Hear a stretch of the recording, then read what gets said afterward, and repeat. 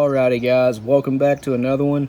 Today we're going to do a breakdown on Winchester's Super X Rifled Slug Hollow Point 20 gauge slug, 2 3/4 inch.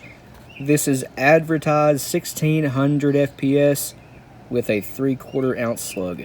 Today's snooze and drink combo is Göteborg's Rapia Lingen and Sparkling Ice Starburst Orange. 0 sugar. This stuff's pretty good. Both of these are right out of the fridge, so they're nice and frosty. It is really, really hot today. It is 78 degrees in my house right now. And the AC's on, set to 70. Oh, God. Anyway, the box looks like this. It's a regular Winchester Super X box. These are advertised for deer. Not surprisingly. These actually are pretty good whitetail medicine. Although, personally, I'd use a 16 gauge or bigger. That's just me, though. Here's one side of the box. Nothing interesting there. The top of the box is just our specs.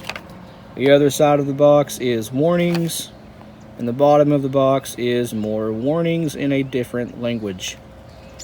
But, that's all good and well. The back of the box is what we want to see. If you want to read any of the rest of the box, just pause it, as you should here too, but the cutaway of the shell shows what looks to be all fiber wads in here. The gas seal and the filler are all fiber, is what it's showing anyway. We can see our slug there, ballistics table, some info about the shell right there. Again, if you want to read anything, just pause it. But as we done know, what it's showing in the shell is not actually what's in it a lot of the time. We've opened up several shells that have a completely different wad than what it shows or says on the box. A different kind of shot even. Like it'll show, for instance, copper plated lead, yet when we open it, it's been just unplated lead. Had that happen. Just all kinds of wild stuff like that. Misleading payload weights. Yeah. Sometimes factory shells can just get weird. But here's what the actual shell looks like.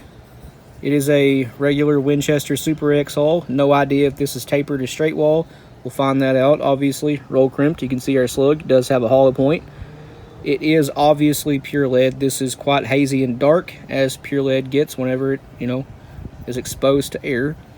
Whenever you first cast pure lead, it's nice and shiny silver, but it quickly fades to, well, whatever color you call that. Graphite? I don't know. But high brass, again, brass plated steel with a regular Winchester 209. That is not in the best of shape, I have to say. What is going on here? It looks like the back of it is scuffed up and scratched pretty hard. The metal on it itself is kind of tarnished. Wonder what that's about. No idea. So we have actually shot a whole bunch of these, probably around 10 boxes, because these used to be, they still are, plentiful around this whole area where we live. Yeah, you can get these just about anywhere for pretty dang cheap. So, like I said, we have shot a lot of them. We have broken several steel targets with them too. They actually hit pretty hard. So, normally I like to pry the crimp up with a pair of pliers. But since this is a roll crimp and I don't really feel like trying to dig that up today, it's just going to get a haircut. One of my favorite knives I have. It is beautiful, if I have to say so myself. Lots of good color combos. We have the silver here, chrome, silver, whatever you want to call it. We have the ivory handles and the brass plated, whatever this is called. It is currently slipping my mind. Anyway, overall, a really good looking knife. Love this thing. But, as Josh puts it, this one's getting a haircut today. So the first thing I noticed when I opened this up is the slug is severely undersized. Let me go grab a set of calipers and I actually measure this. It should be right around 62. But I don't think it is. So if you don't know, 20 gauge is a 62 caliber bore. And this is measuring 6.0665. It's bouncing back and forth for some reason, but that's what it's measuring. It is actually really undersized for the bore. I think it's done that way on purpose for guns with fixed full chokes. Although it is safe to fire Foster slugs like this through a fixed full choke, no problem at all. Now it says .607. I don't know. But yeah, I think it's done because of that. That being said, it does still weigh a little bit more than 3/4 ounce, which is awesome. In grains, that would be 330.2 grains. So, not bad at all. We do have advertised payload weight. Actually, a little bit more. So, remember what I was saying about the cutaway of the shells on the back of boxes sometimes are misleading as to what's actually in them. This is clearly showing some sort of fiber gas seal, and then we have fiber cushion wads and a nitro card on top of that. Well, what's actually in the shell is a fairly tall plastic wad. It's not a gas seal. This is actually a wad. I would call it a brush wad, personally, because that's kind of what it is. It's just a wad with no shot cup. No pedals, anyway.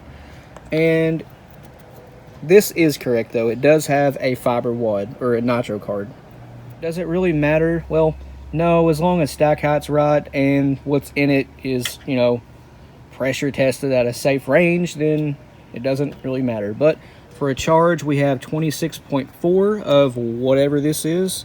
Another mysterious ball powder that sort of looks like LS, if you guys know what I'm talking about. That would be my favorite powder. Is this that? It could be. Charge would make sense anyway. So, I haven't looked myself yet, but is this a tapered hull or a straight wall? And we have, I can't see it. Straight wall. We have a somewhat tall red base wad, though.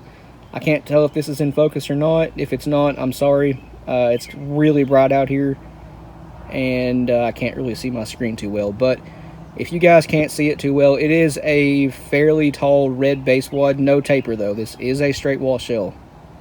And here it is, put back in a clear Shadot 20 gauge hull. You don't normally see 20 gauge in anything but yellow, but I actually do have some clear hulls. And last year, you could actually get some blue ones too. But this does look pretty cool. I can now see why they had that high red base wad in there. That is quite a lot of hull material to roll down. That is a pretty deep set roll. But it does look pretty good, relatively even. I just did it out here on this, you know, table here, so it's not the most even job, but it'll certainly work. And these are Rottweil branded Shadot hulls, but it's still a Shadot. So yeah, I have like 15 boxes of these in my room on my ammo shelf. Yeah, needless to say, I like these quite a bit. They hit hard, they're relatively accurate out to like 50 yards.